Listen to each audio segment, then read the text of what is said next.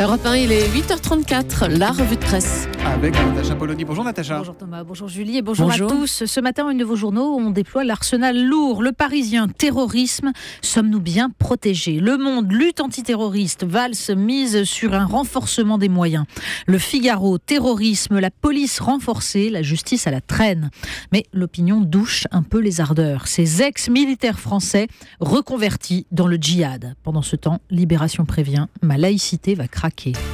Alors il y a deux lectures différentes des choses, soit on met l'accent sur la sécurité, soit on met l'accent sur le social ce matin. Oui, et bien sûr, on trouvera dans la presse le décryptage des mesures antiterroristes de Manuel Valls. Dans Le Parisien, Thierry Borsat ouvre même son éditorial par un trait fanfaron. La France n'a pas peur, elle l'a montré par une mobilisation spontanée et fière. C'est oublier un peu vite les 42% de Français qui estiment qu'il ne vaut mieux pas publier des caricatures de Mahomet. Mais derrière le chiffre, derrière les postes supplémentaires pour le renseignement, ce sont encore les mots qui fâchent ce matin. Dans son éditorial de l'opinion, Rémi Godot veut croire que les événements auraient levé le refoulé français. On peut parler ghettoisation, échec de l'école, paupérisation de l'État régalien. Mais le pessimisme pointe aussitôt dans son éditorial. Il rappelle les précédents du 21 avril 2002, du traité constitutionnel, des émeutes de 2005. L'occasion déjà, dit-il, d'un grand déballage sur nos névroses, sans lendemain. Trop pessimiste? Alors lisez les nouveaux commentaires sur le mot de la semaine, apartheid. Alors pas forcément ceux de Nicolas Sarkozy dans Le Parisien ou Le Figaro. Non, le plus intéressant évidemment est ailleurs, dans les réflexions du géographe Christophe Guilluy, dans Le Figaro notamment, qui estime que le mot, réducteur et inapproprié, a le mérite tout de même de poser une question essentielle. Dans un contexte de mondialisation, explique-t-il, la machine économique a besoin de cadres qui travaillent dans des secteurs de pointe et d'immigrés à exploiter dans les services, tous réunis dans les grandes métropoles. Les logements sociaux des grandes villes se sont peu à peu spécialisés dans l'accueil de ces flux migratoires. On trouve une analyse proche sous la plume du philosophe Slavoj Žižek dans l'Obs. Les failles du libéralisme, dit-il, ont produit l'intégrisme, une réaction frelatée et mystificatrice. Mais sur le site Figaro Vox, Claude Nicolet, proche de Jean-Pierre Chevènement, rappelle comment tous ceux qui avaient voulu s'appuyer sur l'État-nation, la République, pour contrer ces effets destructeurs, ont été pendant des années traités de réactionnaires, de nationalistes, par les tenants, dit-il, d'un libéralisme modelé sur le néoconservatisme américain. Le retour du refoulé, c'est quand on met tout sur la table et qu'on en discute. Alors, parmi les autres mots du jour, vous avez également relevé autorité et laïcité. Oui, le mot autorité, vous le trouverez dans le discours présidentiel sur l'école. Il est aussi dans la bouche de tous ceux qui réclament un service militaire obligatoire qui permette de revenir au creuset national, mêlant les classes sociales et les origines. Nostalgie, répond Le Monde dans son éditorial. Nostalgie, répond aussi Martin Hirsch dans les pages du journal. Lui plaide pour un service civique élargi mais facultatif, parce que l'obligation transformerait une aspiration en corvée. Encore faut-il que ceux à qui il serait bénéfique ressentent cette aspiration. L'autre mot derrière ceux d'autorité, de creuset, de nation, eh bien c'est celui de laïcité. Mais qui lira le dossier de Libération comprendra que ce mot est au cœur des débats qui agitent la France. Parce que la lecture stricte de la laïcité républicaine, nous dit le journal, serait jugée stigmatisante. Alors on lira le petit article de l'opinion sur Jean Zay. Jean Zay, ministre de l'Éducation nationale du Front populaire, assassiné par la milice en 1942 et qui entrera bientôt au Panthéon. Les écoles, disait-il, doivent rester l'asile inviolable où les querelles des hommes ne pénètrent pas.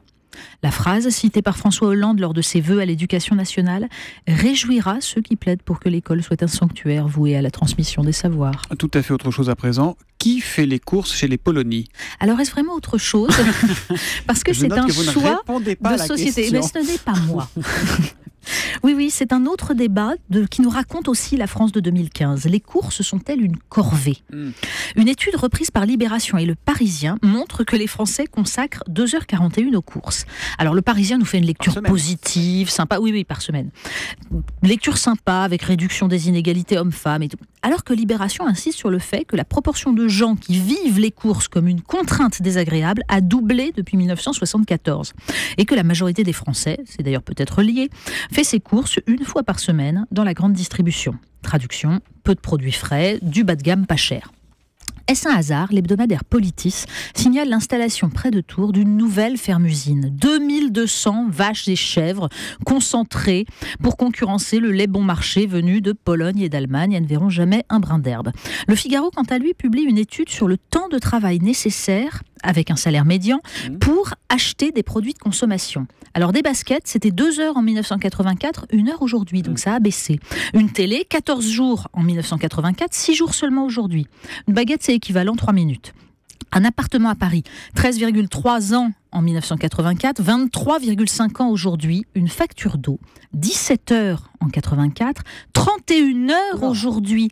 En fait, tout un choix économique et social apparaît en creux dans ces études, avec une alimentation négligée, des objets bon marché fabriqués très loin. Ce sont des choix politiques. Bon, je sens que ça vous mine un peu, passant à autre chose. Mais oui, parce que pour un peu d'enthousiasme, il y a les pages du Monde qui nous racontent qu'une technique scientifique a été inventée qui donne l'espoir de pouvoir décrypter, sans les abîmer, des manuscrits brûlés, des rouleaux trouvés dans les maisons d'Herculanum, qui ont été conservés donc depuis l'éruption du Vésuve en 79 après Jésus-Christ.